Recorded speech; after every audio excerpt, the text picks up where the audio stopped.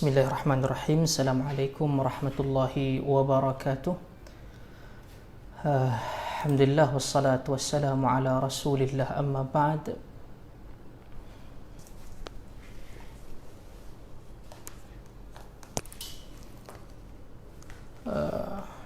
Kita panjatkan rasa syukur pada Allah Subhanahu wa taala. Assalamualaikum warahmatullahi wabarakatuh. Yang mana kita dapat bertemu dan juga secara langsung pada malam ni, dan saya tidak memaklumkan lebih awal pertemuan dan juga perbincangan kita pada malam ni kerana baru teringat dan juga tak sempat untuk menulis sebagai status di Facebook petang tadi. Alhamdulillah, mungkin kita boleh berbincang dengan lebih mendalam banyak perkara yang berlaku, terutama daripada sudut pentadbiran dan juga pengurusan negara. Dan sebelum daripada tu, dalam beberapa hari kebelakangan ini yang mana kita menyaksikan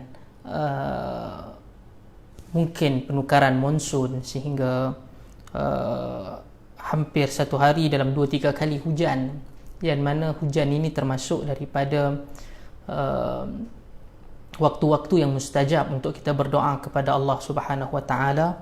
Jadi marilah kita sama-sama berdoa agar ujian dan musibah yang melanda negara kita dapat untuk pergi dan juga hilang dengan serta-merta, dan juga maksudnya dengan keseluruhannya. Dan di kalangan para petugas kesihatan masih lagi berusaha dengan sekadar kemampuan mereka untuk memberikan perkhidmatan terbaik kepada kita. Dan doa-doa ini diperlukan selain daripada usaha, kerana tidak ada mana-mana kuasa yang mampu, walaupun kita telah lakukan berbagai perkara, penentu terakhir setelah daripada itu adalah tawakal kepada Allah Subhanahu wa taala. Maka pada malam ni mungkin banyak yang saya mungkin boleh kongsikan dalam jangka masa yang tidak mungkin terlalu lama. Waalaikumsalam warahmatullahi wabarakatuh. Pada Muhammad Sofi Ahmad, tadabbur suratul Waqi'ah. Suratul Waqi'ah surah yang panjang, dia akan ambil masa yang ni. InsyaAllah pada satu hari saya akan menyentuh berkaitan dengan suratul Waqi'ah. Namun secara umumnya kita tangguh dahulu untuk Allah Subhanahu wa taala berikan nanti pada waktu-waktu yang akan datang. Tapi terima kasih di atas kesudian untuk menawarkan tajuk itu tadi. Okey. Daripada apa yang berlaku pada 2-3 hari ini, selain daripada apa yang disebutkan oleh Ketua Pengarah Kesihatan Malaysia, Datuk Nur Hisham Abdullah, adalah kita berada pada posisi dan juga track yang betul, kerana ia menampakkan kesan positif, dan insya-Allah kita sama-sama berdoa trend itu makin membaik. Sungguh pun pada hari ini, selepas beberapa hari agak relatif rendah, 150 lebih kes baru, hari ini melonjak kepada 200, lebih daripada 200. Ia adalah satu daripada segi zahirnya adalah keadaan yang membimbangkan, namun ia datang daripada yang kita panggil sebagai kesan langsung selepas kumpulan ataupun jumlah pesakit yang dilakukan ujian test terhadap mereka itu bertambah dan makin bertambah. Yang ini antara tindakan proaktif daripada Kementerian Kesihatan untuk mengelakkan daripada berlakunya perkara ini satu letupan bom jangka. Mereka lebih proaktif untuk membuat ujian dan test terhadap pesakit-pesakit itu tadi. Maka dia naik. Dalam waktu yang sama kita juga dapat lihat bagaimana pesakit-pesakit yang positif yang beransur pulih juga meningkat, dan itu juga insya-Allah dalam jangka masa minggu yang pertama dalam bulan April ini sangat crucial. Saya, sahabat-sahabat, saudara-saudari yang mengikuti ini sangat-sangat berharap dapat menunaikan salat tarawih, salat jamaah, salat Jumaat secara berjamaah di masjid. Maka minggu pertama ini akan menjadi penentu kepada Kementerian Kesihatan di dalam menasihati Majlis Keselamatan Negara sama ada selepas 14 hari bulan April ini akan ditambah lagi 2 minggu ataupun tidak. Sekiranya rakyat Malaysia gagal untuk memberikan kerjasama sehingga trend itu menjadi bertambah secara menggila, maka Kementerian Kesihatan Malaysia tidak mempunyai pilihan melainkan untuk menambah lagi 14 hari. Bermaksud kalau 14 tambah 14 28 dan jangkaannya 24 hari bulan April kita akan memulakan satu Ramadan. Maka sama-sama berikan kerjasama, kita berdoa kepada Allah, mereka lakukan kerja mereka di peringkat petugas kesihatan dan kita laksanakan tugas kita untuk menjaga jarak, untuk menjaga diri kita dalam rumah, tidak keluar tanpa ada keperluan yang penting, dan juga kita menasihati mana-mana pihak yang kita ketahui gagal untuk mengikuti arahan tersebut. Jadi kita nasihatkan dan kita paksa mereka supaya jangan untuk keluar dan jangan untuk berdegil. Sebab kalau kita tak bertindak, kalau kita tidak menegur, kalau kita tidak memaksa, kalau dia seorang sahaja yang tidak mampu untuk berpuasa berramadan di luar rumah, iaitu kita katakan tidak boleh menghadiri masjid ataupun tidak boleh berhari raya seperti mana tahun-tahun akan datang, tak apa. Tapi masalah kedegilan, kebodohan dan kejahilan dia itu, keras kepalanya itu, yang terpaksa untuk membayar adalah kita juga. Oleh yang demikian, kita perlu untuk bertindak dan menegur mereka supaya jangan berdegil, kekal berada dalam rumah, jaga kesihatan dan sentiasa berdoa dan bermunajat, beribadat kepada Allah Subhanahu Wa Taala agar semua ini dapat untuk dihentikan. Maka itu adalah nasihat dan juga penekanan yang ingin saya kongsikan berkaitan dengan COVID-19 dan tanggungjawab kita.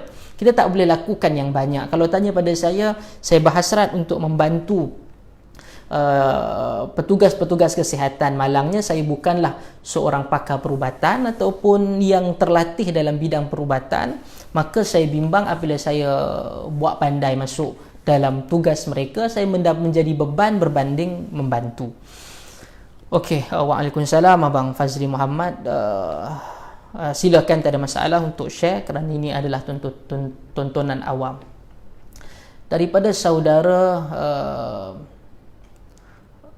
Fuad Nordin, Ustaz minta ulas sikit berkenaan pelantikan Presiden PAS sebagai Duta Timur Tengah. Adakah Syiah akan bersorak bagai? Pertama, saya banyak kali cuma saya nak tegur diri saya, mungkin sahabat-sahabat yang ada, dia bukan perlantikan, dia pelantikan. Saya jadi geram kalau tulis secara tidak rasmi ni, tak ada masalah. Tetapi saya tengok kadang-kadang tulisan ataupun kenyataan rasmi kerajaan tulis pun perlantikan. Daripada segi Dewan Bahasa salah. Dia pelantikan tanpa R. Tanpa R. Dan ini kita boleh tengok dalam jawatan dan juga agensi-agensi kerajaan ada kesalahan-kesalahan ejaan yang fatal. Semalam kita tahu pihak Kementerian Wanita dan Masyarakat, Keluarga dan Masyarakat menarik kembali dan memohon maaf di atas poster-poster mereka yang meminta orang perempuan, wanita, isteri yang di rumah untuk tidak nagging, tidak banyak cakap ataupun membebel kepada suami. Yalah, hakikatnya kalau memang berhak untuk dibebel, kenalah kan. Kalau yang malas ke, yang apa ke, Wallahu a'lam lah. Cuma sekiranya tak ada keperluan nak bebel, yang itu salah atau tak salah, jangan, yang itu kedua belah pihak kena tegur. Cuma bagaimana ia disentuh ataupun dia di-craft oleh pihak kementerian, dijadikan sebagai panduan dan juga nasihat rasmi kementerian, yang itu salah. Okey, bukan salah satu apa, tak tepat. Okey, dia mungkin nak melawak ke apa, macam tak kena pada tempat dia. Itu satu. Dan yang kedua, ada satu poster yang mempunyai kesalahan ejaan dan penggunaan tata bahasa yang cukup memalukan. Ada iaitu berkaitan dengan tips luangkan masa bersama keluarga. Yang ini saya akan berikan respon terhadap persoalan saudara Fuad Nordin, tapi yang ini juga saya lupa untuk menulis, tapi saya sebutkan di sini, iaitu tips yang di sini tips luangkan masa bersama keluarga semasa perintah kawalan pergerakan. Kalau kita boleh tengok, antaranya adalah menjaga kebersihan tandas, sentiasa mops lantai, okey, dan ianya menggunakan MOPS, okey. Mungkin tak jelas kerana cahaya. Sentiasa mops lantai, MOPS. Yang keempat, kemudian flashkan F dengan huruf besar, LASH. Yang ini semua merosakkan bahasa Melayu. Tak boleh macam tu. Kemudian bersihkan, guna sentiasa mop, sentiasa cuci lantai, boleh. Dan kemudian banyak tulisan-tulisan ataupun ejaan-ejaan yang sama sekali bagi saya tak sepatutnya berlaku. Pengalaman saya dalam sektor kerajaan, benda-benda begini ataupun pihak penjawat awam memang ada latihan terhadap penggunaan bahasa, dewan bahasa, dan kena vet dahulu, dan tak bolehlah diterima kesalahan begini. Okey, berbalik kepada ulasan berkaitan dengan Presiden PAS dilantik oleh Perdana Menteri sebagai duta khas Perdana Menteri ke Timur Tengah. Ada dua keadaan. Yang pertama, keadaannya adalah timbalan Presiden PAS pada bulan Ogos 2018 menolak pelantikan pengerusi DAP sebagai duta khas Perdana Menteri ke China.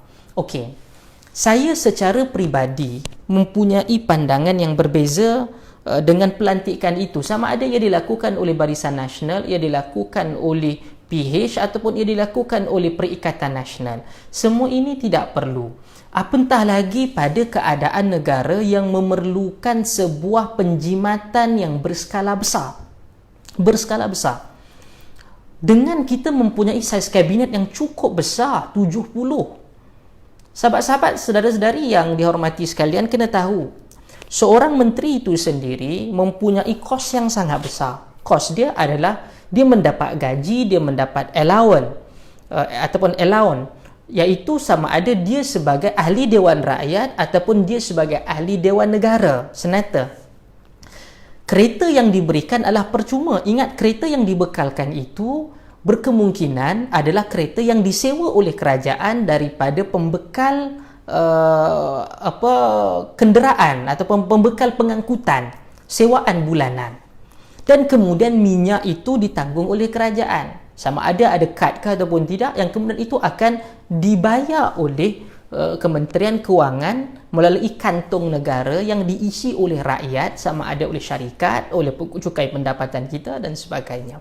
Okey, itu belum lagi dengan rumah. Allowance untuk rumah, dia duduk di rumah dibayar. Dan kemudian adanya polis yang menjaga di rumah mereka. Dan kemudian ada pembantu rumah yang dibekalkan untuk rumah.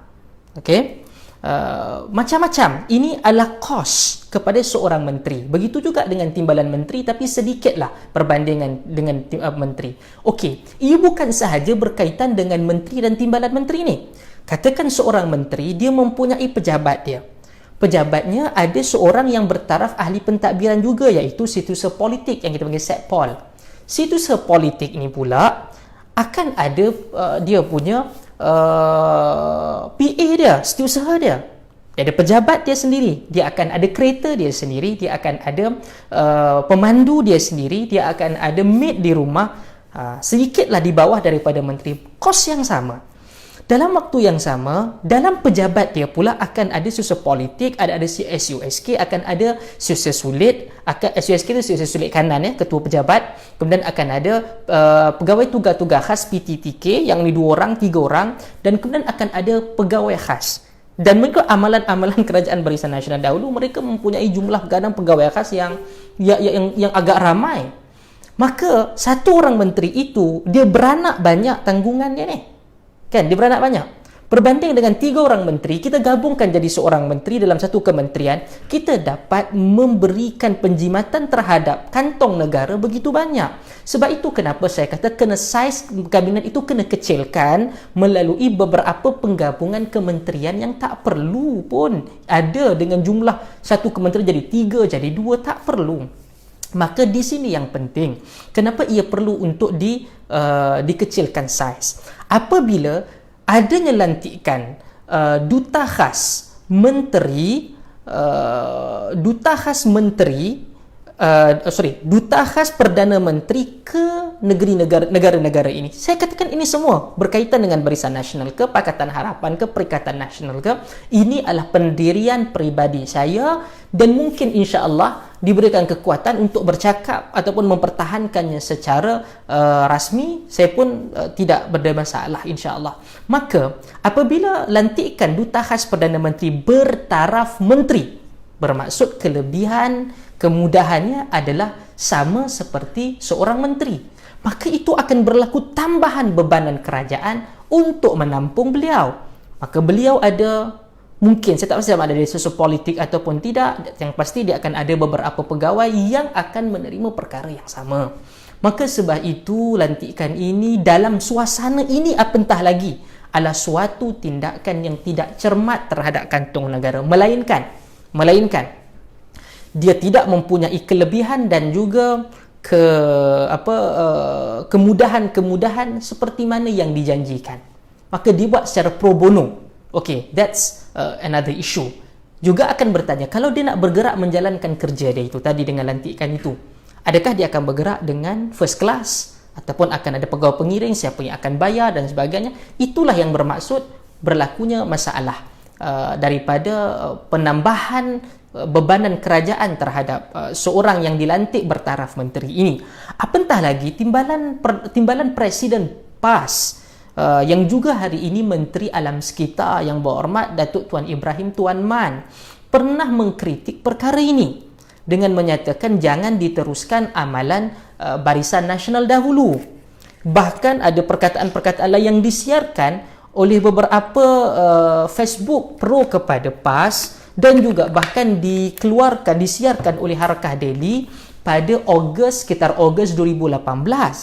Sebab itu saya menulis dan saya bertanya, adakah Datuk Tuan Ibrahim Tuan Man merasakan artikel ataupun pandangan itu telah termansuh kerana beliau telah menjadi sebahagian daripada ahli pentadbiran kerajaan persekutuan ataupun tidak? Maka di sini beliau ada tanggungjawab untuk menyatakan pendirian tersebut. Maka sekiranya beliau gagal, wallahu a'lam, kita akan lihat bahawa dahulu pun kenyataan-kenyataan ketiga pembangkang kekallah bukan di atas nama Islam ataupun nama Melayu ataupun nama apa, tapi ia kekallah sebagai permainan politik untuk menjatuhkan lawan, sekadar itulah. Okey, jadi tidaklah boleh dan layak untuk digunakan kataan untuk untuk kebaikan negara konon, untuk Islam, untuk Melayu. Okey, bismillah.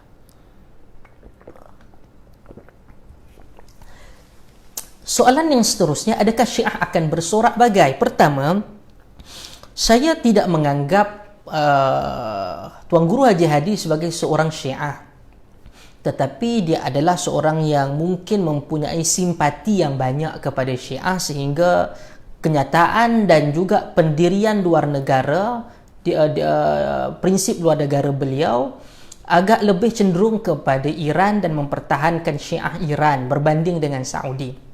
Bagi saya, Iran ada jenayahnya, Saudi ada jenayahnya. Kedua-dua ada perkara yang boleh dipuji secara pentadbiran ataupun dasar luar negara, dan ada yang boleh untuk dikritik bahkan untuk ditolak sama sekali. Adil, sama ada ianya adalah daripada Syiah ataupun Ahli Sunnah, sama ada Iran ataupun Saudi. Namun persoalan saya, apabila beliau menjadi, ataupun Tuan Guru Haji Hadi menjadi duta khas Perdana Menteri ke Timur Tengah, antara perkara yang kita boleh tanyakan bagaimana pendirian beliau terhadap Perang Yaman yang diketuai oleh Saudi bersama dengan pihak paling kanan beliau adalah UAE. Sebab dalam kenyataan Tuan Guru Haji Hadi berdasarkan situasi di sana memang sangat menyalahkan Saudi dan juga UAE dalam masalah ini secara konsisten. Begitu juga menjadi pro kepada Iran dan tidak pro kepada Saudi. Sekiranya pendirian itu diteruskan, ini akan menyebabkan pertentangan yang begitu tajam antara Menteri Luar Negeri iaitu Datuk Seri Syamsuddin Husin yang merupakan sahabat baik kepada Muhammad bin Salman, putera mahkota kepada Saudi ataupun anak kepada Raja Saudi sekarang itu Raja Salman. Maka banyak isu-isu yang ini, terutama perang di Syria, dilihat Tuan Guru Haji Hadi lebih cenderung kepada Iran berbanding yang lain. Okey. Adakah persoalan ini persoalan yang akan di antara perang dingin antara Iran dan juga Saudi, di mana letak pijak pendirian Tuan Guru Haji Hadi dalam masalah ini juga akan menjadi ruang yang berisiko untuk kita menjadikan beliau sebagai wakil rasmi negara dalam masalah Timur Tengah. Maka itu yang menjadi persoalan dan juga kita boleh tanyakan dan beliau mungkin boleh jawab. Okey. Waalaikumsalam Puan Nurazian Saad.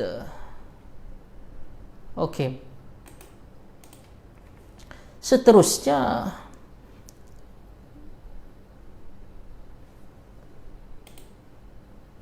maka apabila perkara ini berlaku, saya fikir banyak persoalan yang timbul yang perlu untuk diberikan penekanan oleh kerajaan baru, kerajaan Tebuk Atap pula, kerana nama pula naik sekarang sebagai yang dilantik. Jadi perbahasan polisi dasar luar ini akan lebih menarik kerana terpaksa untuk bertembung. Dahulu kalau kita lihat, orang yang sama yang pro kepada Iran berbanding dengan Saudi ini adalah Menteri Pertahanan Muhammad Sabu, dan beliau tidak banyak untuk berurusan dengan Saudi berbanding dengan Iran, dan Menteri Pertahanan ketika itu pun tidaklah begitu signifikan dengan kerja di Timur Tengah. Tetapi apabila wakil Perdana Menteri ke Timur Tengah itu adalah seorang agamawan yang memang fokusnya kepada Timur Tengah, yang mana Arab Saudi, UAE berada di Timur Tengah, ini menjadi kebimbangan yang mungkin kita boleh lihat kembali bagaimana pendirian Tuan Guru Haji Hadi dalam masalah ni. Waalaikumsalam warahmatullahi, saudara Mahyuddin Zaidi. Semasa kerajaan PH memerintah khazanah melantik 2 ahli lembaga pengarah warga China. Riuh semalaya dari pemimpin UMNO dan PAS, kini kerajaan pintu belakang melantik 3 warna China pula sebagai ahli lembaga pengarah. Kenapa pemimpin-pemimpin UMNO dan PAS Melayu Islam ini senyap sunyi 1000 bahasa, komen Ustaz. Okey. Saya tak tahu yang terbaru ini adalah memang warga China ataupun orang Cina, kan? Tapi yalah, kita tengoklah. Dahulu apa-apa sahaja lantikan yang bukan berbangsa Melayu adalah satu ancaman kepada Islam dan Melayu di Malaysia. Jadi sama ada daripada mufti ke pendakwah kepada orang bukan Islam ke, kan, yang berbangsa apa sekalipun, kita tuntut ke, kita panggil apa, konsistensi. Dahulu dengan bahasa yang kasar, dengan kritikan, dengan penghalalan untuk dijatuhkan. Adakah dalam waktu yang sama kita nak katakan perkara yang ataupun kritikan dengan nada dan juga style yang sama kepada kerajaan ini? Kita tengok konsistensinya. Alright? Okey.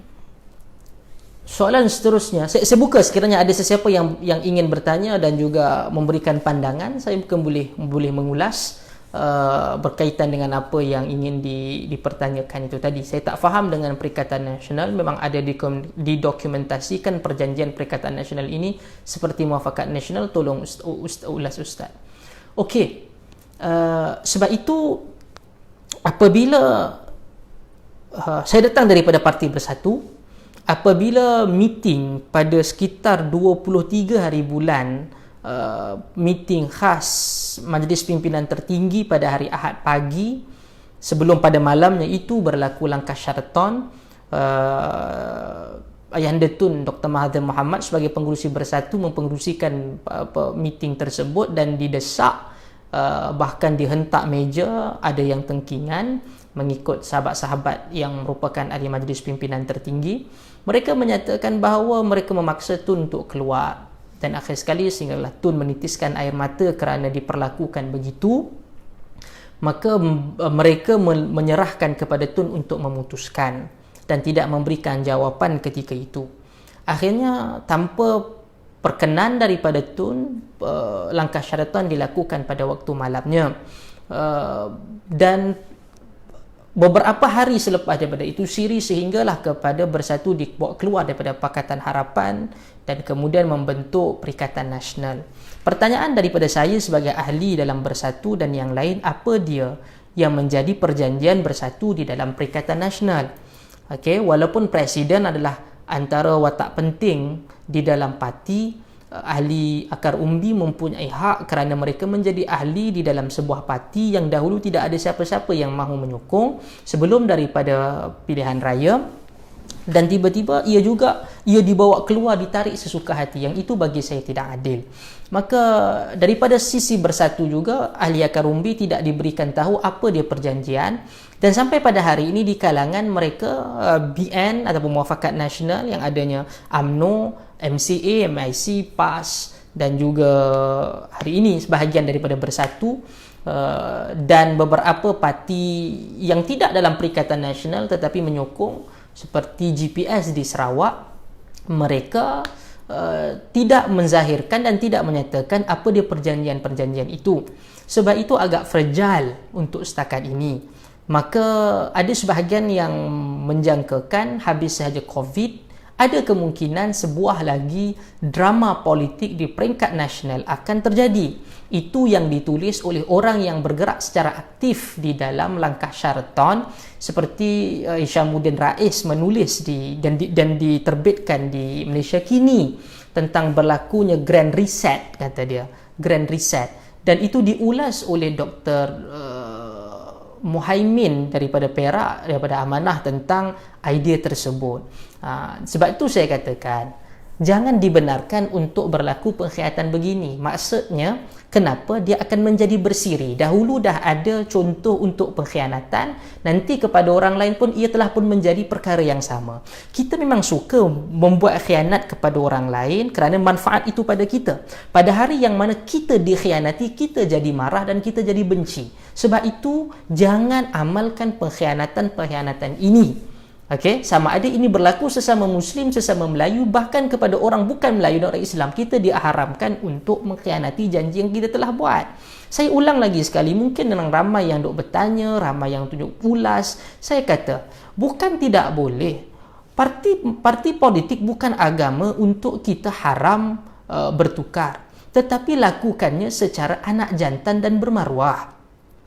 Kalau katakan MPT Bersatu dah nak buat begitu secara undian, oleh kerana mungkin Tun tidak menyetujuinya, mereka boleh menggunakan lunas-lunas undang-undang perlembagaan untuk menjalankan perkara tersebut dan kemudian bentang dalam Majlis Presiden. Sebab at the end of the day, memang anda ingin keluar daripada Pakatan Harapan, kenapa mesti lakukan secara tidak terhormat? Lakukan terhormat, orang akan lebih respect kepada kita.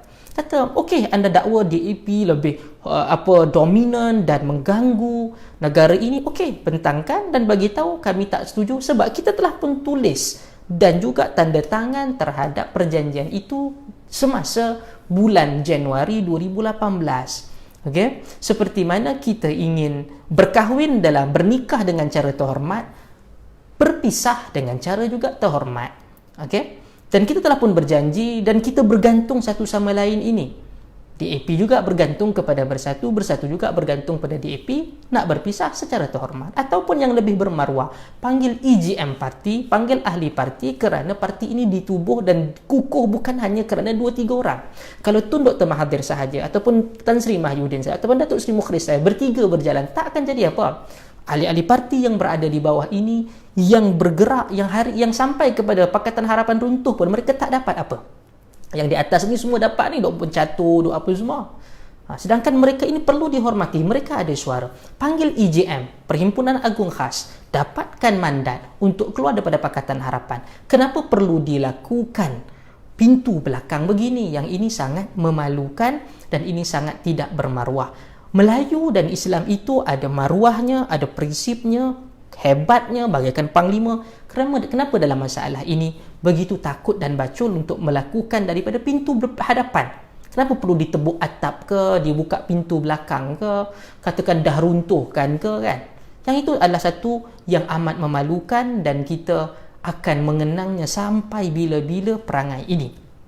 Jadi itu adalah pandangan saya terhadap Mufakat Nasional ke, Perikatan Nasional ke, and so on and so forth.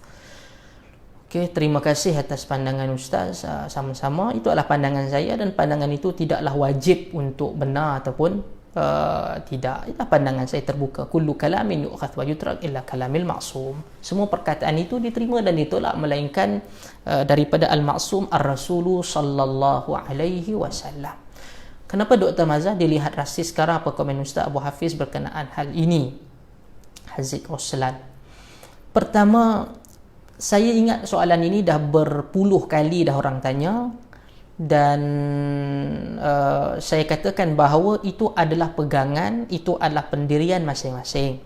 Saya, beliau, sesiapa sekalipun, Tan Sri Mahyudin ke, tu Dr. Mahathir ke, Datuk Seri Anwar ke, akan berdiri di hadapan Allah Subhanahu Wa Taala selepas dimatikan oleh Allah, hidup dalam alam barzakh, akan di atas apa yang dipegang. Sebab itu Allah Subhanahu Wa Taala menyebutkan di dalam Al-Quran, la taqfu ma laysa laka bihi ilm inna as-sam'a wal basara wal fuada kullu ulaika kana anhu mas'ula. Allah kata, jangan kau taqfu ma laysa lak, jangan kamu mengambil pendirian apa yang kamu tidak mempunyai ilmu tentangnya.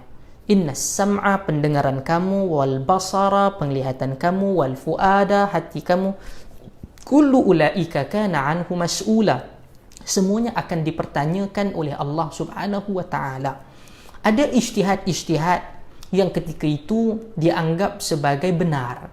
Cuma apabila landasannya adalah gagal untuk berlaku adil kepada semua, itu menjadi masalah.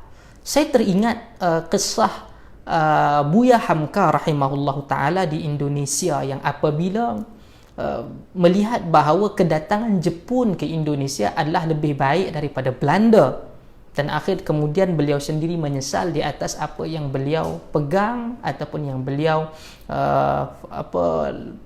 fatwakan, quote and quote fatwakan ketika itu. Bahkan di tanah Melayu juga merasa bahawa Asia untuk Asia juga ada muncul ketika itu, kerana melihat orang Asia mungkin lebih baik dan lebih mempunyai insijam ataupun keselarian antara gaya berfikir, gaya hidup. Okey. Namun untuk melihat semua yang jahat itu kerana berlatar belakangkan bangsa, kerana kebencian terhadap DAP dan sebagainya, saya katakan bukan seluruh yang apa DAP buat itu saya terima dan saya tolak. Antara watak yang saya konsisten semenjak daripada Pakatan Harapan itu adalah untuk menghukum dan juga menolak manusia seperti Ramasamy dan sebahagian di kalangan mereka, termasuklah kepada Menteri Sumber Manusia ketika itu yang berkali-kali mencabar dan juga berusaha untuk menjadi hero yang tidak ada kena tempatnya sehingga melanggar sensitiviti orang Melayu dan juga orang Islam. Kita tolak. Cuma kita perlu hargai juga perkara yang baik. Ya benar, ia mungkin ada pada UMNO dan juga pada PAS, tetapi UMNO dan PAS itu jugalah yang dahulu dikritik dan juga diketahui tentang kebobrokan dia. Maka sekiranya ia benar-benar ditolak, saya kira pilihan raya umum ke-15 sebelum daripada berlakunya kekacauan, ketidakstabilan politik ini, Saya secara peribadi melihat bahawa Pakatan Harapan juga akan kehilangan bukan sahaja sokongan orang Melayu tetapi orang bukan Melayu. Contohnya adalah di Tanjung Piai. Tanjung Piai kalahnya Bersatu atau Pakatan Harapan kerana orang Cina tidak keluar dan tidak menyokong Pakatan Harapan disebabkan isu-isu yang timbul dalam masyarakat Cina yang menentang ataupun tidak bersuah hati dengan Pakatan Harapan, khususnya yang terpaksa bertanggungjawab ketika itu adalah Yang Berhormat Lim Guan Eng. Jadi itu antaranya. Tetapi apabila berlaku ketika ini dilihat bahawa orang bukan Melayu akan lebih solid kepada Pakatan Harapan kerana marah terhadap situasi dan keadaan ini. Tidak melaksanakan manifesto. Saya tak faham. Manifesto itu dirangka untuk 5 tahun, bukannya untuk 22 bulan. Memang akan ada kelemahan dan akan ada kritikan. Pada waktu yang pilihan raya 15, secara demokratik dijatuhkan Pakatan Harapan, saya tak ada masalah. Cuma semangat demokrasi yang telah pun dipersetujui oleh bangsa ini, bangsa di Malaysia ini, iaitu untuk memilih melalui pilihan raya, perlu dihormati. Jangan sama sekali untuk kita merosakkan simbiosis terhadap persetujuan itu antara bangsa, antara agama yang wujud dan juga apa yang telah pun ditetapkan melalui perlembagaan. Merosakkan benda ini akan menjadikan ajaran kepada bangsa, kepada generasi yang akan datang. Tidak mengapa, nanti boleh untuk kita tipu sesama kita. Yang ini tidak benar. Putuskan dengan secara rasmi perjanjian dan keluar secara terhormat, bukan mengkhianati melalui pintu belakang. Adin Azmi Ustaz nak tanya berkenaan perjanjian penyerahan kuasa Tun kepada Datuk Seri Anwar. Ini antara yang disebutkan oleh Tun Dr. Mahathir di dalam meeting khusus tergempar Parti Bersatu, dengan dia kata tolong jangan paksa saya khianat janji saya kepada Datuk Seri Anwar.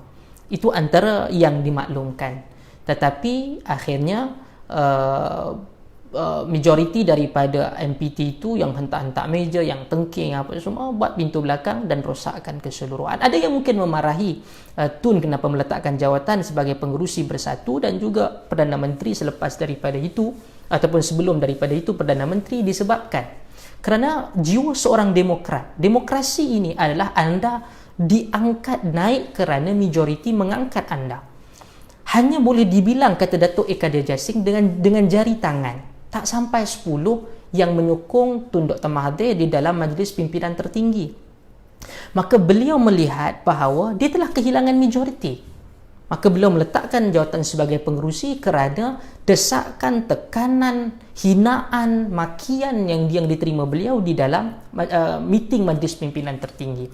Begitu juga apabila langkah Sheraton telah berlaku, menampakkan bahawa termasuk presiden yang beliau angkat, yang beliau ambil, yang beliau bawa ke seluruh negara juga tidak bersama dengan beliau. Maka secara demokratnya jiwa seseorang itu bahawa beliau tidak mempunyai majoriti dalam Dewan Rakyat dan juga dalam Pakatan Harapan, kerana Pakatan Harapan telah dibawa keluar daripada Bersatu, telah dibawa keluar daripada Pakatan Harapan. Jadi itu antara justifikasi kenapa Tun Dr. Mahathir meletakkan kedua-dua belah jawatan, sama ada pengerusi Bersatu dan juga Perdana Menteri. Adakah tindakan itu benar ataupun silap? Daripada sisi kita boleh kata salah. Ya, mungkin ia salah. Tetapi daripada sisi orang yang menganggap bahawa beliau mendapat tempat di situ kerana sokongan majoriti, maka beliau rasa tak ada, secara bermaruah letak jawatan. Okey. Namun dalam isu pengerusi yang itu juga memberikan respon terhadap saudara Zul Hilmi Jaafar, Tun sebagai pengerusi Bersatu dan beliau meletakkan jawatan pada peringkat awal dan dihantar surat kepada Majlis Pimpinan Tertinggi. Okey, adakah ianya berkuat kuasa? Saya menyatakan tidak berkuat kuasa kerana surat peletakan jawatan itu telah ditolak oleh MPT. Dan Tan Sri Mahyudin Yassin sebagai presiden datang bersama dengan beberapa pimpinan ke rumah Tun untuk memujuk Tun, dan Tun menjawab bahawa beliau akan memberikan pertimbangan baru untuk menarik kembali ataupun bersetuju kembali menjadi presiden, sebagai menjadi pengerusi. Bermaksud beliau presiden parti yang hari ini Perdana Menteri ke-8 bersetuju untuk tidak menerima dan tidak menguatkuasakan peletakan jawatan itu. Bagaimana pengerusi Bersatu boleh kosong sedangkan orang yang kononnya menggantikan ataupun menjadi pemangku kepada pengerusi itu sendiri menolak peletakan jawatan dan Tun sendiri menerima kembali sebagai pengerusi Parti Bersatu. Maka apabila pelantikan Hamzah Zainuddin sebagai Susah Agung Bersatu yang baru tidak dikonsultasi, tidak dibincangkan secara serius sehingga mendapat persetujuan pengerusi untuk dilantik, bukan saja persetujuan, proses untuk konsultasi itu sendiri tidak berlaku, maka peruntukan yang ada dalam Perlembagaan Bersatu tidak dipenuhi. Maka pada pandangan saya dan pada pandangan rakan-rakan penasihat undang-undang di dalam Bersatu menyatakan ianya tidak sah. Ianya tidak sah. Selepas dari ia mungkin satu pandangan yang mungkin malas untuk memperpanjangkan kerana itu tidak mungkin boleh untuk Tun keluar pada rumah untuk buat meeting dalam suasana PKP ini. Maka selepas daripada semua ini selesai, kita akan fokus semula kepada parti dan juga kepada politik. Maka saya kira dalam suasana ni akan ada pemilihan, tak perlu untuk terburu-buru untuk menukar Susah Agung yang sekarang ada. Maka nanti tukarlah, nanti kalau anda meyakini anda akan menang dalam pemilihan, dan lantik semula kepada Susah Agung yang baru mengikut peruntukan yang diletakkan di dalam Perlembagaan Bersatu.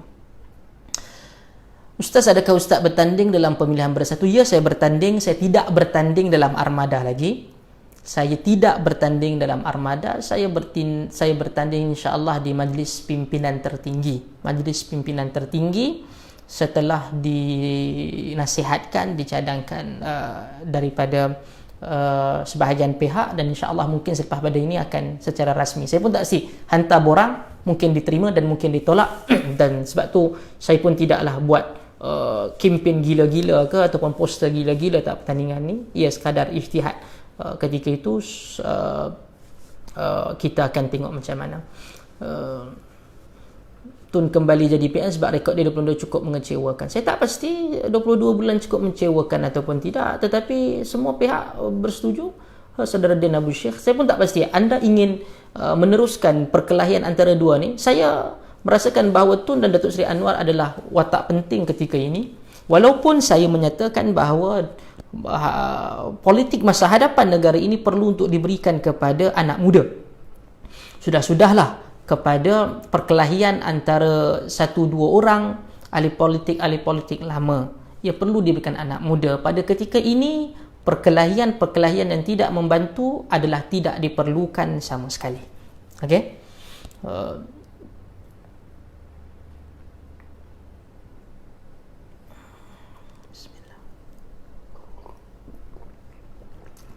Dulu bukan Anwar nak buat kerajaan pintu belakang ke 16 September. Ya, itu disebutkan dan saya juga pernah sebutkan beberapa kali sebelum ini. Pintu belakang 16 September, langkah Sheraton dan apa sekalipun adalah tidak bermoral dan salah, dan saya menolak secara tuntas dan tegas mana-mana yang dibuat melalui pintu belakang. Perlu untuk dihormati, sama ada 16 September, sama ada langkah Sheraton, sama ada kejatuhan kerajaan Pakatan Rakyat di Perak, sama ada kepada kejatuhan kerajaan PAS selepas daripada merdeka tahun 60-an di bawah pimpinan PAS ketika itu Datuk Asri Muda dan Datuk Nasir di Kelantan dan beberapa waktu yang lain di Terengganu. Itu semua adalah salah tetap salah walaupun ia berlaku di dalam Barisan Nasional, Pakatan Harapan ataupun Perikatan Nasional. Okey? Jadi itu adalah perkara yang sangat jelas. Pandangan tentang PAS, saya menulis bahagian part daripada kajian PhD saya tentang PAS. PAS mempunyai sejarah panjang yang sungguh unik dan agak berliku. Permulaan daripada Hizbul Muslimin dan kemudian diharamkan ataupun selepas daripada itu ataupun sebelum daripada itu adanya watak-watak utama dalam PAS seperti Dr. Burhanuddin Al-Hilmi, ataupun sebelum daripada beliau itu sendiri Ustaz Muhammad Fuad Hasan, dan kemudian mereka mengambil suaka quote in quote suaka politik sementara di dalam UMNO, dan kemudian apabila UMNO membuat berlakunya kesnatrah di Singapura, penjualan loteri untuk pembinaan bangunan UMNO dan beberapa perkara yang lain menggunakan terbitan loteri oleh pejabat UMNO, maka Ustaz Fuad Hasan keluar melalui beberapa pertubuhan guru agama Islam di Pulau Pinang, sebelum itu di Bukit Semanggul, dan mereka dapat membentuk ataupun awal kepada Parti Islam Se-Malaysia PAS di Pulau Pinang. Maka ada banyak ruang dan ruang sejarah yang menarik, dan kemudian tak bergerak banyak sehinggalah antara Dr. Muhammad Abbas dan akhirnya adanya dua watak yang saling memberikan ataupun complement each other. Antaranya adalah ketika kegemilangan Dr. Burhanuddin Al-Hilmi sebagai Presiden PAS, yang ketika itu yang dipertua PAS, dan kemudian terhadap dan orang kanan dia adalah Dr. Zulkifli Muhammad. Dua orang ni adalah tokoh besar, pemikir. Dr. Zulkifli Ahmad adalah tokoh agama yang balik daripada Timur Tengah ketika itu dan banyak kawan-kawan di Timur Tengah, dan sebahagian penulisan kata beliau rahimahullah ta'ala seorang yang boleh bercakap, berpidato berjam-jam, orang boleh dengar tanpa jemu, sehingga kata 3 hingga 4 jam non-stop. Dan Dr. Burhanuddin Al-Hilmi adalah seorang pemikir.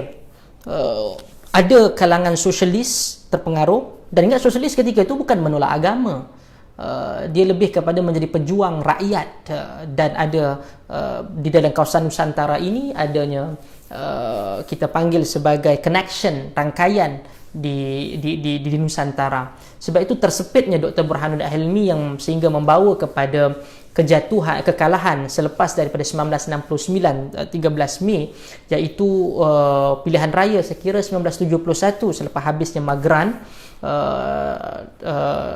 Tun Abdul Razak mengkritik banyak terhadap Dr. Burhanuddin Al-Hilmi kerana beliau gagal untuk kononnya menzahirkan rasa nasionalisme untuk melawan Indonesia tak kala berlakunya ganyang Malaysia.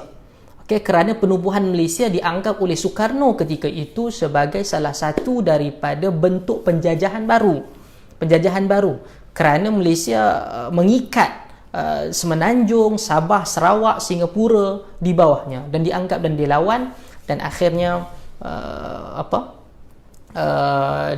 berlakunya ganyang Malaysia dan adanya bantuan daripada Australia dan di bawah negara Commonwealth, dan Malaysia ketika itu dapat mematahkan dalam jangka masa. Propaganda itu dijadikan sebagai hasil untuk lawan PAS ketika itu, sehingga menyebabkan PAS kalah teruk. Dan the next day ketika hari pilihan raya dan kalah itu, Dr. Zulkifli Muhammad dalam kereta drive dengan isterinya ke Malangan, yang menyebabkan kedua-dua orang itu meninggal dunia. Dan ini antara salah satu sejarah panjang. Dan kemudian naik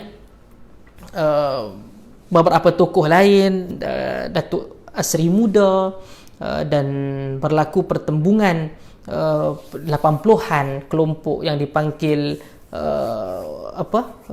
ada istilah dia dalam melibatkan perkataan Turki tu, dan disitulah yang bangkit watak seperti Ustaz Fadil Nur, dan selepas pada itu Haji Hadi, Tok Guru Abdul Aziz Nikmat, dan berlakunya idea. Dan ketika itu tidak ada terlalu dahsyat idea berkaitan dengan negara Islam ni, melainkan pada penghujung 1979 sebahagian pemuda-pemuda PAS yang mengaku mereka pergi ke Iran dan belajar tentang aktivisme pemuda ketika itu di bawah kerana munculnya revolusi Iran, revolusi Iran, dan kemudian ada kes Juhaiman, pengambilan ataupun ditawannya Masjidil Haram, dan beberapa kes yang lain menyebabkan adanya semangat Islam yang baru, dan muncullah perkataan-perkataan yang agak keras, termasuklah apa yang disebut oleh Tuan Guru Haji Hadi di Banggul Pradong, Kuala Terengganu pada sekitar 1981 atau 1983, yang dijadikan sebagai amanat Haji Hadi itu. Dan panjang amanat Haji Hadi itu, dan menarik untuk kita bincangkan sama ada dia telah pun tarik balik ataupun tidak. Okey. Dan hari ini PAS ialah satu parti yang banyak memanipulasi nas bagi saya, dan bukan tidak ada tokoh-tokoh yang bagus, yang baik, ada. Tapi itulah, apabila masuk dalam satu organisasi, kita memang diminta untuk berlaku menjadi kader terhadap parti itu yang baik, yang taat, yang buat seperti yang diputuskan. Tapi kadang-kadang ia tidak menjadi selari dengan apa yang kita percaya, apa yang kita perjuangkan. Jadi kadang-kadang walaupun salah, kawan kita ni yang buat salah ni terlalu teruk, kita paksa pejamkan mata, yang itu salah dengan prinsip kita. Sebab tu saya pernah menulis juga beberapa hari yang lalu berkaitan dengan persoalan yang dilontarkan kepada Menteri Kewangan. Saya fikir kerana jawapan dia malam tu selepas pengumuman daripada Perdana Menteri berkaitan dengan package ransangan ekonomi untuk ataupun peruntukan prihatin nasional ni, bantuan prihatin nasional BPN ni, kita akan tengok beliau terperangkap dengan soalan sama ada Mak Cik Kiah ni dapat 4,400 ke dapat 800 lebih saja, menyebabkan dia terpaksa untuk berterus terang. Jadi dia tak boleh untuk jawab ya kalau dia katakan ya, dia akan orang profesional mungkin akan hentam dia. Kalau dia kata tidak pun menyebabkan bos dia akan terkena. Jadi terperangkap benda ni. Sama ada kita ni nak menjadi orang terus terang ataupun tidak, tapi ada satu tugas yang terpaksa untuk dilakukan. Itulah yang payah apabila orang yang ingin berpegang pada prinsip, orang yang akademik, orang yang profesional berada di dalam lingkungan manusia-manusia seperti ini. Maka PAS itulah PAS. Nak tegur dia ataupun nak bincang daripada sudut apa, mungkin boleh lebih diperincikan. Okey. Ustaz, macam mana nak ubah pemikiran masyarakat yang masih pulau-mulau kerana perbezaan fahaman politik dan sampai mentakfirkan orang lain? Ini benda yang lama, sehingga kepada apabila orang lain dan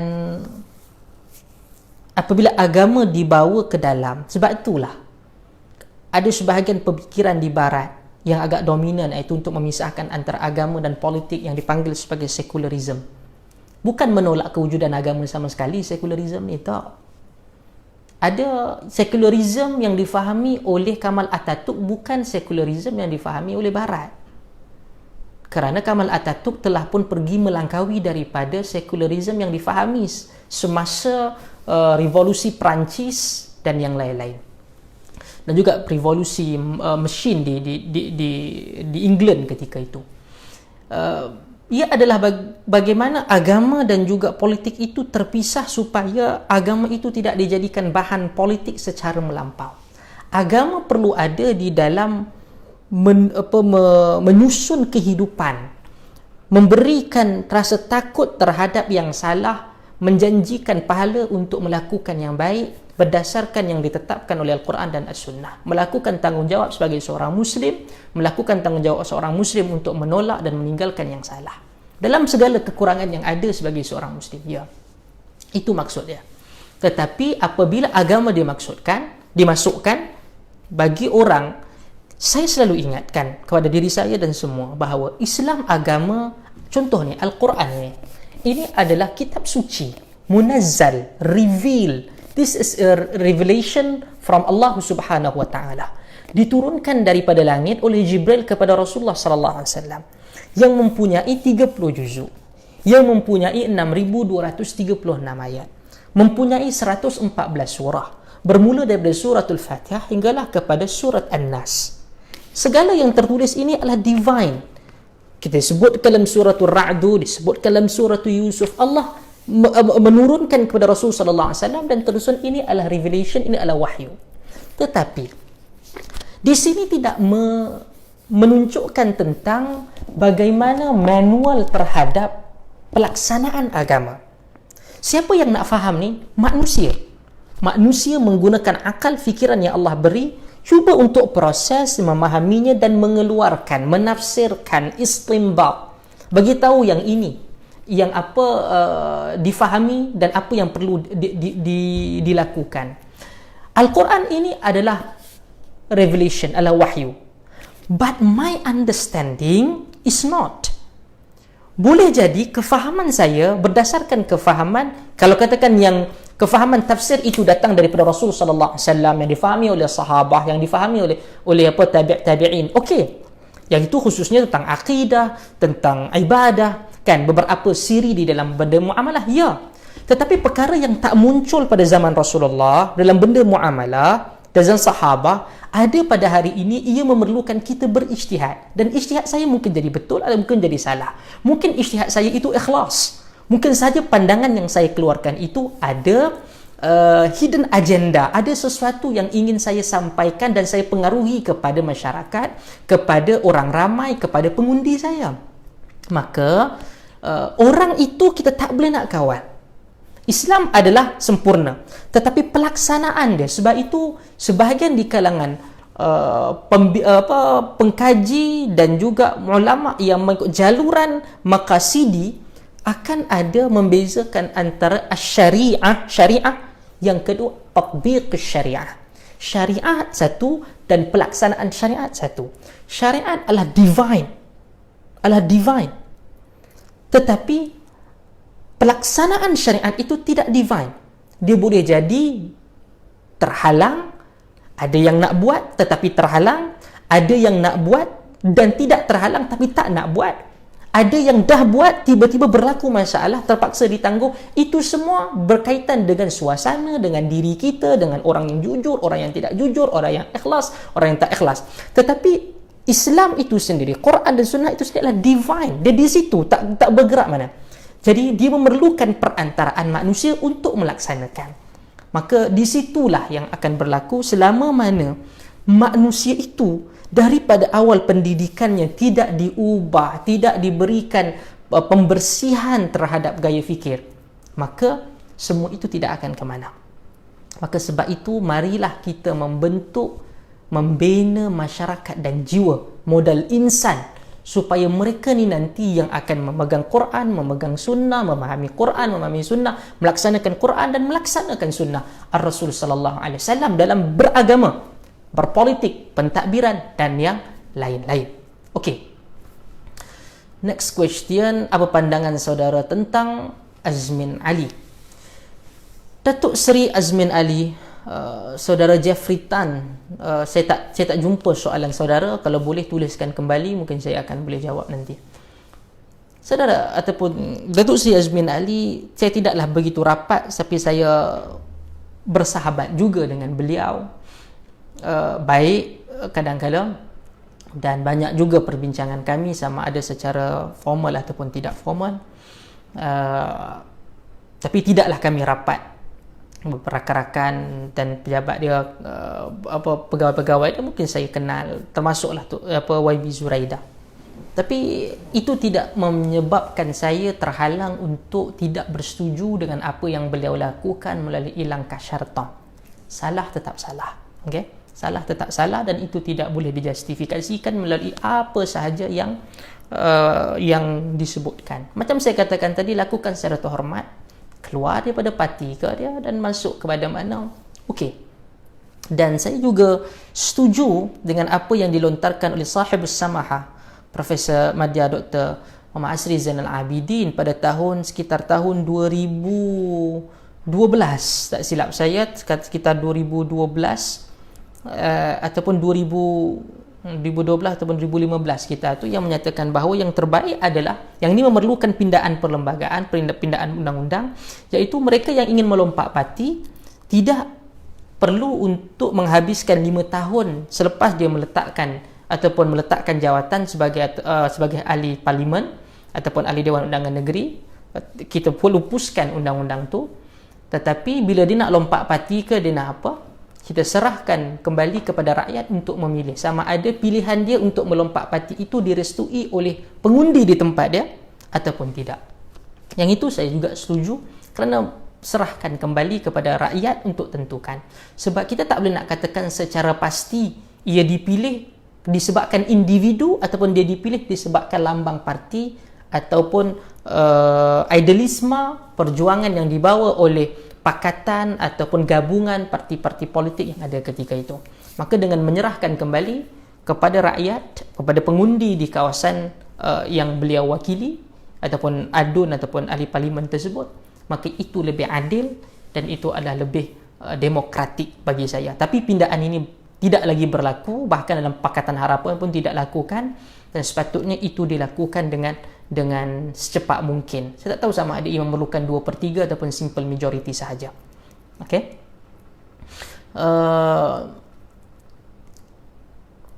Apakah yang dipertua Yadim juga akan bernasib yang sama, dia berhentikan seperti pengerusi LKIM pada hari ini?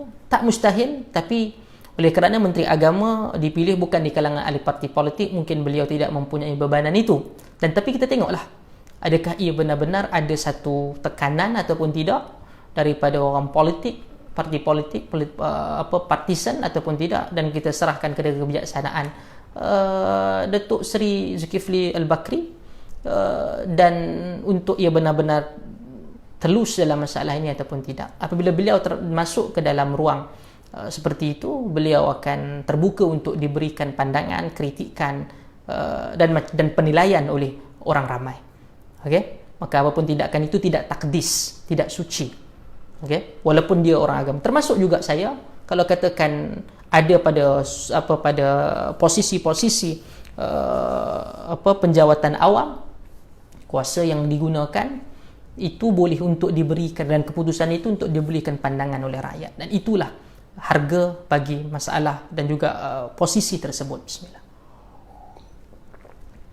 Waalaikumsalam Abdullah Fadil.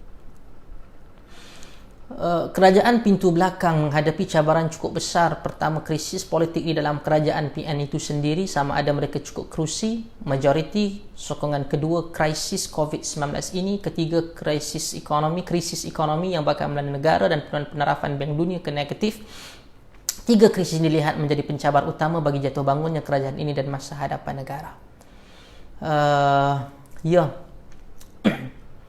Sebab itu mana-mana kerajaan, Pakatan Harapan pun akan melalui cabaran yang sama, tetapi Perikatan Nasional ini akan lebih berat kerana ada banyak keputusan dan kebijakan yang mereka lakukan perlu untuk dilihat semula, terutama macam saiz kabinet.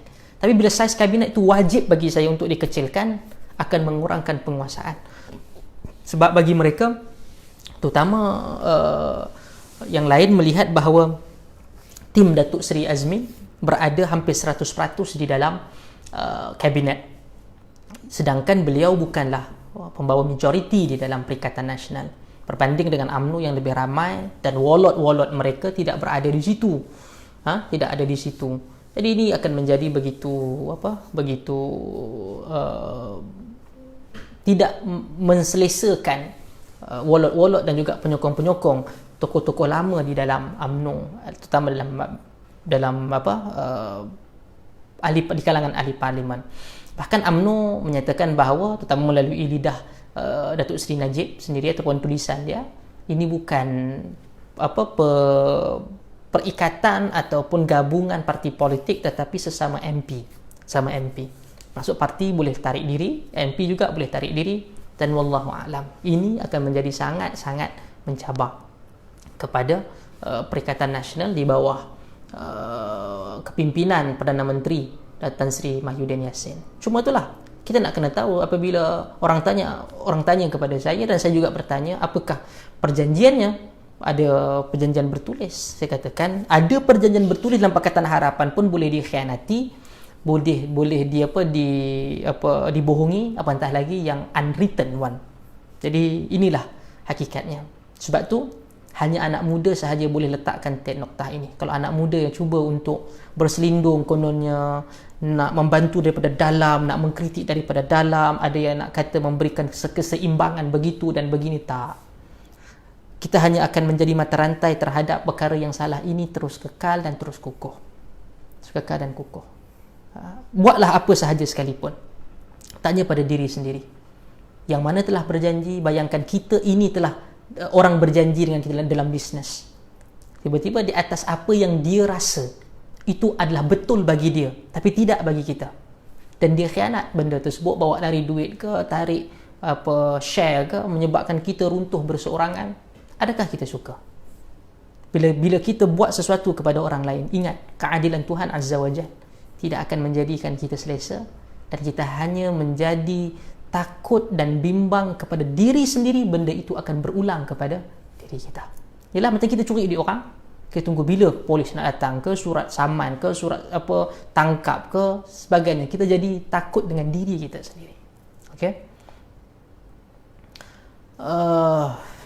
Apakah Malaysia atau Indonesia akan jadi, Malaysia ataupun Indonesia akan jadi contoh negara Islam baik di dunia di masa hadapan? Cabaran dia boleh. Tapi adakah kita untuk menjadi harapan ke, menjadi contoh baik? Boleh. Cuma adakah kita benar-benar jujur untuk pada diri kita, kita boleh menjadi orang yang boleh dicontohi? Kita tanya diri kita sebagai sebuah negara Islam. Okay?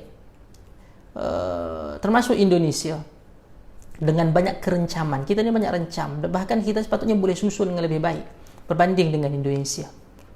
Tetapi saya lihat di Indonesia daripada segi ialah kerana struktur dia sebagai sebuah parti politik, dalam kenegaraan parti politik itu bersifat presidential, kepresidenan, jadi dia akan lebih stabil berbanding dengan kita.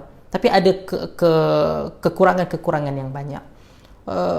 Ialah dengan relatif terhadap kualiti kehidupan, pembangunan dan kemajuan itu agak lambat kerana negara yang besar, ribuan pulau kan.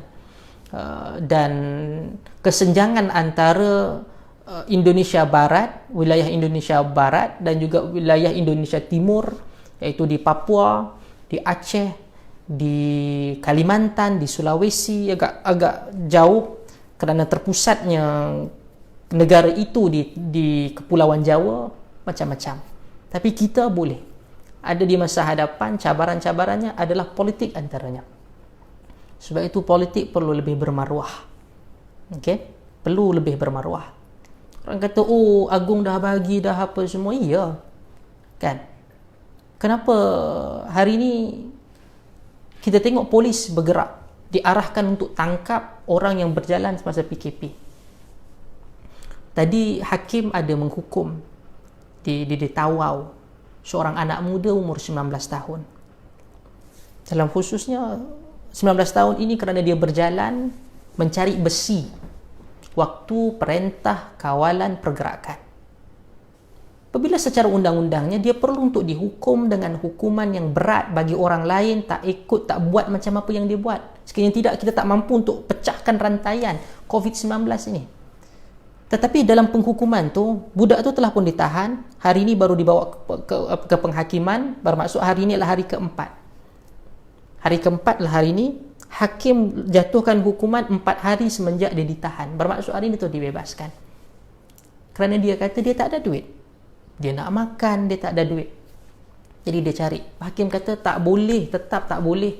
Cuma dan orang pun tak ada siapa nak beli kalau dia jual. Tapi apa pilihan yang dia ada? Hukuman tu boleh sampai kepada 6 bulan, boleh sampai kepada 1,000 denda. Tapi kenapa hakim itu menggunakan budi bicaranya? Kerana adanya moral di situ. Dia miskin. Kita boleh untuk memanipulasi undang-undang dan perlembagaan.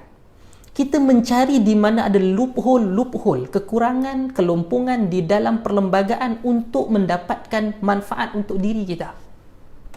Itu yang dilakukan oleh peguam, itu yang dilakukan oleh orang-orang undang-undang untuk mencari kat mana boleh lepaskan diri. Bertanyalah kepada diri sendiri, adakah itu bermoral? Adakah itu sebenarnya perkara yang benar? Itu undang-undang yang dahulu kita pun kata ini undang-undang penjajah yang buat. Orang yang sama yang gunakan undang-undang itu untuk dapatkan kemanfaatan untuk diri dia. Sebab itu saya katakan, anda boleh katalah untuk guna perlembagaan undang-undang benar, tetapi tanya kepada hati nurani, jiwa ikhlas sebagai seorang Melayu, seorang Islam, adakah ini yang kita nak buat? Kita turun pada 9 Mei 2018 daripada luar negara, daripada dalam negara, bergerak, semua bersengkang mata untuk mengundi, untuk memastikan undi. Tiba-tiba habis, selesai, orang lain buat catur-catur lain daripada formula yang asal. Ini tak benar. Dan akhirnya apabila gula-gula agama, gula-gula bangsa digunakan, kita lupa benda itu. Tolonglah orang Melayu dan Islam, rakyat Malaysia, objektif di dalam melihat kepada satu masalah. Saya tidak mahu untuk terus berpolitik dalam suasana bencana, tetapi dalam suasana bencana ini memerlukan ulasan itu, kerana orang kita rasa, oh dia inilah tok ayah ke, tok abah ke, tok apa. Bagi saya, ayah ketika ini, kalau tanya pada secara peribadi, adalah ketua pengarah kesihatan.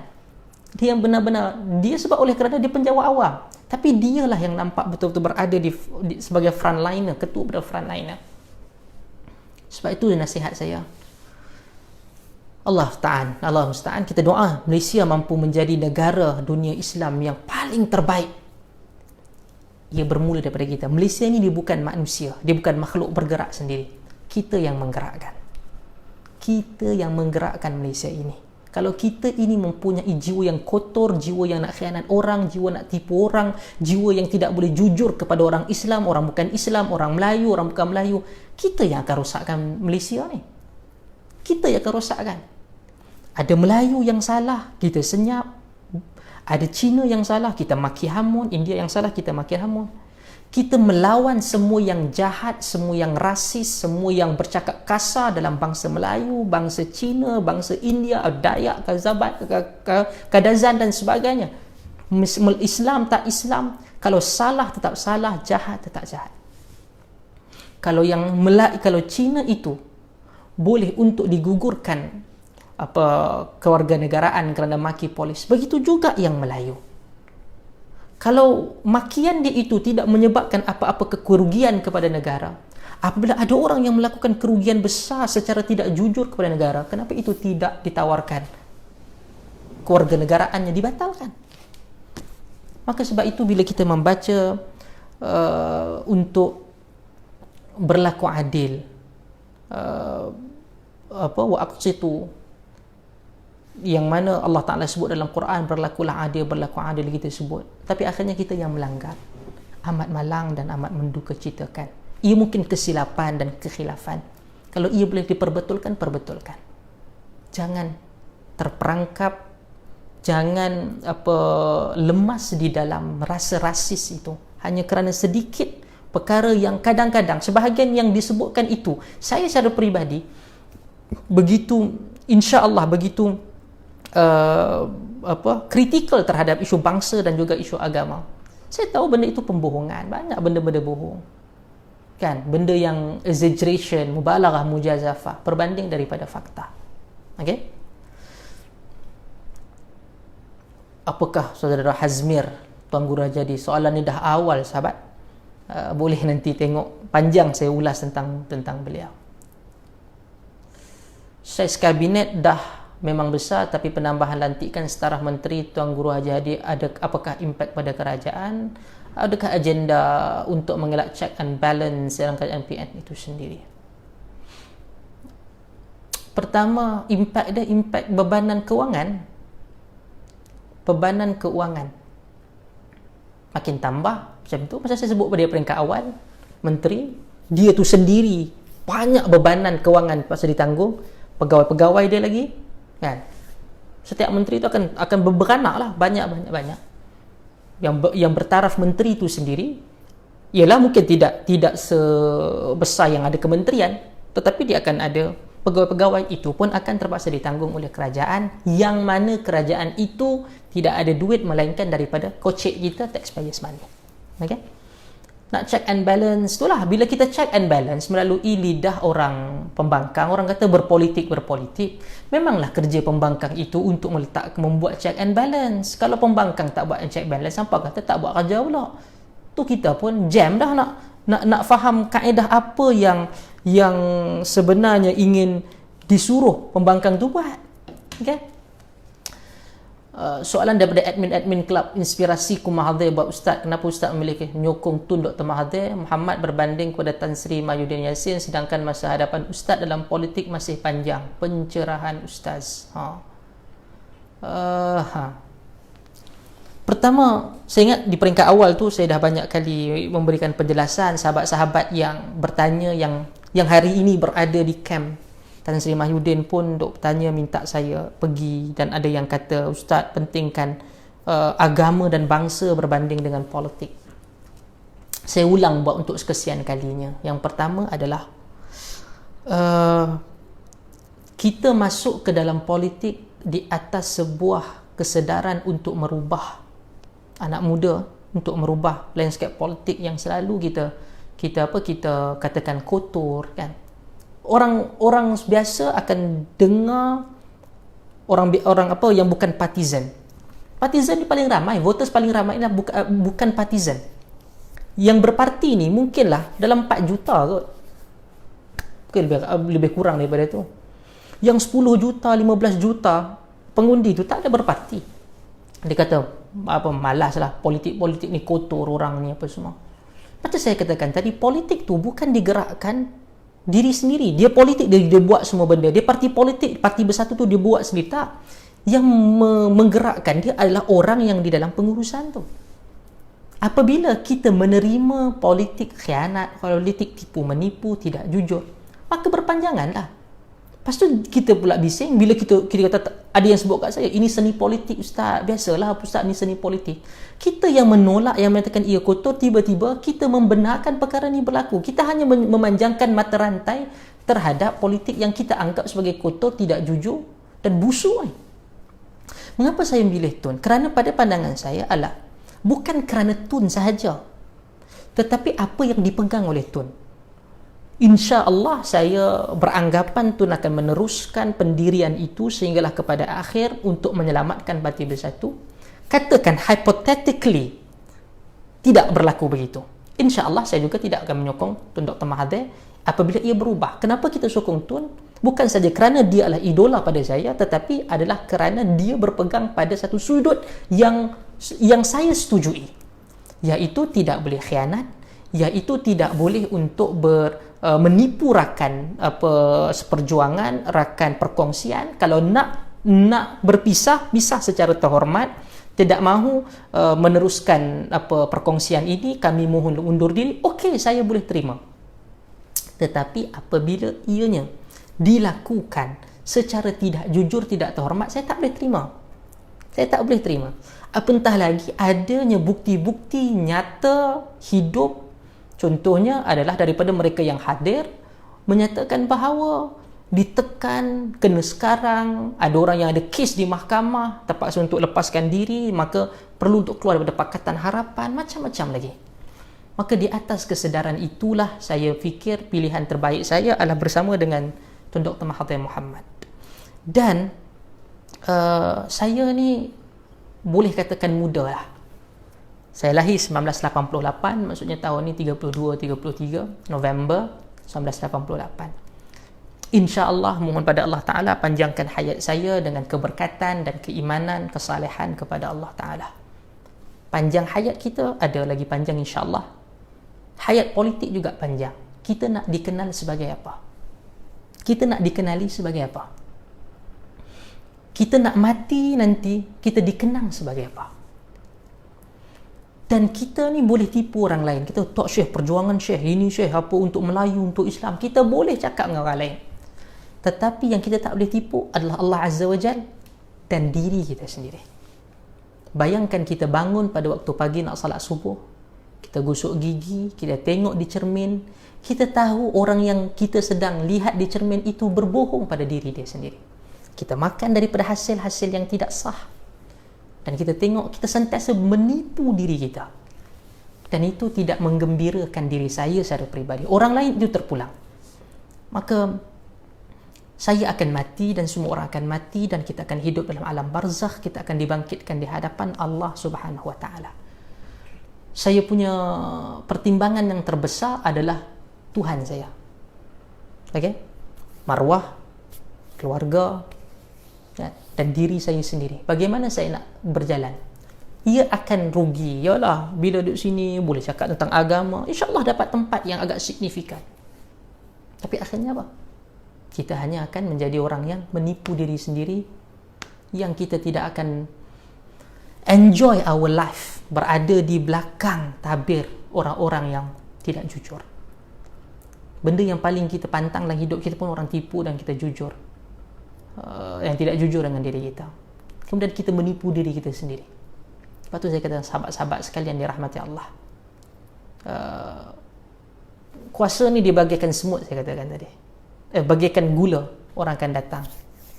Ada di kawasan saya, kawan-kawan saya dulu cakap, oh kita bersama Tun Ustaz, kita bersama Tun, kita begini. Hari ini tiba-tiba dah tengok sana ada lantik sini, ada yang dapat situ, ada yang dapat sini. Berubah. Sebab tu kalau katakan nak dapat manfaat, insya-Allah saya tak berada bersama dengan Tun, saya berada bersama dengan camp satu lagi. Puji dan puja, bacalah ayat Quran itu, bacalah hadis ini untuk menyokong. Apa yang tak ada? Kan? Kalau kita kata Imam Mutaghallib, ada nas dia, ada urusan dia, apa semua kan, boleh. Tapi kita akan menjadi orang yang hanya menggunakan dan memanipulasi agama Allah Subhanahu wa taala. Itu jawapan saya kepada admin klub Inspirasiku Mahadhir yang diletakkan oleh Abang Fazli, dan kerana terima kasih kerana banyak memberikan liputan secara langsung dan tidak langsung. Siapakah guru ataupun mentor Ustaz?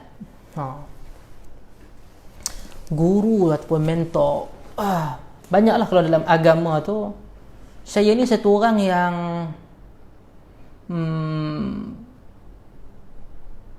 diajar. Saya ada sahabat yang baik jugalah. Semua orang tahu bahawa saya sangat rapat dengan Ustaz Salman Ali di Qatar, di Doha. Banyaklah yang kami sama dan ada kadang-kadang kami berbeza. Semasa kami belajar, antara benda yang saya ingat pesan beliau adalah berkaitan dengan jangan sama sekali orang yang kita angkat ataupun orang yang kita sanjung untuk kita ikut 100% cara dia. Daripada segi berfikir ke, jadi kita cuba untuk mengambil sisi berbeza dengan dia. Kerana ketaksuban, fanatisme itu akan merosakkan kita sehingga kita tak dapat untuk explore dunia dan ilmu yang baru. Kita terikat dengan dia terlalu banyak. Hormat tetap hormat. Banyak juga petunjuk dalam hadis menunjukkan bahawa terhadap ibu bapa kita boleh untuk tidak bersetuju ataupun boleh berbeza selama mana kita menunjukkan rasa hormat, menunjukkan rasa ketaatan kepada mereka, tapi tidak 100% untuk menelan apa yang diperkatakan walaupun benda itu jelas salah. Jadi siapakah guru ataupun mentor saya ni soalan yang payah, sebab saya menggabung semua orang. Selain daripada dalam ilmu hadis, ada guru-guru di kalangan salafi, saya juga mengambil pandangan ada khalafi, pada sufi. Saya mendengar dan menilai perkataan-perkataan yang baik dan bermanfaat untuk saya daripada golongan orang yang katakan Al-Habib semua kan. Kerana contohnya di Indonesia, tempat yang saya sangat deep into untuk kajian politik, budaya dan agama, banyak kesan-kesan Habib-Habib di sana yang tidak sedikit yang saya dengar menarik. Golongan liberal, golongan apa yang ni. Tapi saya tetap saya lah. Apa yang saya pegang terhadap sunnah, terhadap petunjuk salaf. Kerana kebenaran itu tidak terkumpul pada semua orang. Maksud silap. Kebenaran itu tidak terkumpul pada satu orang. Kebenaran itu ada banyak. Pada setiap orang mungkin ada, dan kita mengutip yang benar itu pada keyakinan dan juga pada ilmu yang kita ada. Jadi siapakah guru ataupun mentor saya? Soalan yang bagus untuk saya fikirkan selepas ini. Kalau ada orang tanya, saya boleh jawab. Okay? Tapi daripada segi ilmu, daripada segi penyampaian, daripada segi ini, yang untuk menggabungkan antara benda yang baik adalah Al-Qaradawi, kerana dia haraki pertama, dia lebih mendasar dan dia lebih mendepani situasi. Tapi ada orang yang tidak terlalu haraki walaupun dalam gerakan Islam. Antaranya Ahmad Raizuni yang saya baru explore juga semasa saya menulis PhD. Banyak buku-buku dia menjawab secara lebih secara usul, secara nas, secara kaedah. Ada dia pengucapan awam dalam bahasa Arab dengan untuk raqiqil qalb, untuk melembutkan hati pun ada macam-macam. Bismillah. Dan itu yang menggabungkan insya-Allah watak politik ke keagamaan ke pada diri saya. Okey. Keadaan di USA semakin teruk pada pandangan Ustaz, adakah petunjuk atas tindakan polisi mereka kepada dunia Islam? Suatu apa yang terjadi ini tidak semestinya kerana mereka kejam dan zalim kepada dunia Islam. Jadi kalau katakan keadaan juga tidak kurang teruk di Malaysia, apa yang kita buat sebagai negara ini terhadap dunia Islam? Kerana kita dunia Islam. Ada lagi negara-negara lain yang tidak pun secara menekan dunia Islam secara jelas berbanding US, antaranya Itali, Spanyol, kan? Pun tidak ada yang begitu kejam seperti USA mereka tu, tapi tetap teruk juga. Ia boleh jadi sebagai ujian Allah, ia boleh jadi sebagai hukuman Allah. Dan kalau tanya pada saya tidak melihat perkara itu terlampau lebih lanjut berbanding kita berusaha berdoa agar semua ini hancur. COVID ni hancur daripada dia punya rantaian dia terputus dan tidak ada sama sekali berbaki di atas muka bumi Allah Ta'ala ini, menyelamatkan sama ada orang Islam ataupun orang bukan Islam. Tetapi musuh-musuh harbi bagi Islam, contohnya adalah Israel Zionis, yang memang menekan, kerana Dr. Yusuf Al-Qaradawi menyebut dalam kitab dia Fiqhul Jihad, satu-satunya harbi di dunia ini bagi dia adalah Zionis Israel. Yang tu kita biarkanlah Allah Ta'ala uruskan mereka dengan COVID ni, bahkan mereka dapat hancur daripada bumi Palestin. Betul tak semua akan ditanya di hadapan Allah, termasuk saya, dan kita mohon daripada Allah Subhanahu Wa Taala menyelamatkan kita daripada soalan-soalan yang berat dan meletakkan semua daripada kita, saya dan juga para penonton di sini sebagai ahli syurga Allah Subhanahu Wa Taala, dijauhkan daripada neraka, diampunkan dosa, diselamatkan daripada musibah dan bencana ini seluruh daripada kita. Okey. Saudara Abu Muslim, saya pernah ke perkampungan sunnah di Perlis dan Ustaz salah seorang penceramah. Ya, saya sempat untuk menjadi jemputan selama setahun sekali, 2 kali, paling maksimum mungkin 3 kali ataupun 2 kali. Terima kasih kerana sudi mendengar dan juga pembentangan saya. Saya ingat pembentangan terakhir saya terhadap Ibn Hazm Al-Andalusi, seorang yang prolific penulis dan juga pemikir yang hebat, Ibn Hazm Al-Andalusi. Okey, alhamdulillah kita dapat bersiaran hampir 1 jam setengah. Jadi itulah mungkin perkongsian pada 2 April 2020 ni. Banyak yang terjadi dalam negara kita dan kita mohon pada Allah Ta'ala memberikan track penambahan dan juga bebanan terhadap musibah COVID-19 ini akan lebih berkurangan sehinggalah kepada 7 hari bulan penurunan drastik, signifikan, konsisten, sehingga tidak perlu untuk Kementerian Kesihatan Malaysia menasihati Majlis Keselamatan Negara bagi menambah lagi 2 minggu. Dan kita doa juga kepada Allah Subhanahu Wa Taala menggagalkan the third wave, gelombang ketiga, yang disebutkan oleh Ketua Pengarah Kesihatan, dan kita dapat meraihkan kebebasan kita daripada kuarantin ini, kebebasan kita dengan meraihkan kedatangan bulan Ramadan dan juga Syawal.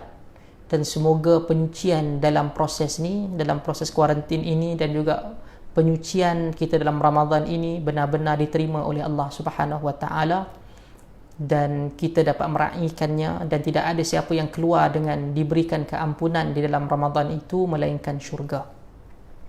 Dan sama-sama kita bersedia untuk Ramadan. Dalam Sya'ban ini Nabi SAW begitu banyak berpuasa sebagai persiapan untuk Ramadan, dan terutama kepada mereka yang mempunyai keuzuran syar'i pada Ramadan yang lalu, boleh menggantikan sebelum daripada Ramadan, terutama dalam bulan Sya'ban ini. Dan pastikan Ramadan ini kita mempunyai satu mindset untuk mendapatkan keampunan Allah Subhanahu wa taala. Dalam hadis-hadis yang sahih menunjukkan kata Nabi sallallahu alaihi wasallam, raghima anfu rajul dakhala alaihi Ramadan thumma salakh falam yughfar lah. Rugi bagi orang yang mana masuk dalam Ramadan dan kemudian Ramadan habis daripada dia dan dia tidak diampunkan oleh Allah Subhanahu wa taala. Jadi doa sama-sama kita dapat direzekikan Ramadan, disiplinkan diri kita, dan kita akan dapat masuk dalam Ramadan, dan kita dapat bersedia 2 minggu sebelum daripada Ramadan itu, kita dapat bebas dan kita dapat bersiap untuk kehadiran Ramadan. Okey? Dan insya-Allah nanti kita akan sambung pada malam esok ataupun 2 malam lagi. Sebenarnya saya akan buat 2 malam sekali, dan siapa yang ada soalan-soalan itu boleh hold, dan kita akan jawab dan juga kongsikan jawapan respon itu pada sesi yang akan datang. Semoga Allah rahmati kita. Nas'alullah yaj'alna wa yaj'alakum min alladhina taba'una al-qawl fayattabi'una ahsanah. Nas'alullah yaj'alna min muttabi'i bil kitab was sunnah. Subhanakallahumma bihamdik asyhadu an la ilaha illa anta wa astaghfiruka wa atubu ilaik. Wa barakallahu fikum. Wassalamu alaikum warahmatullahi wabarakatuh.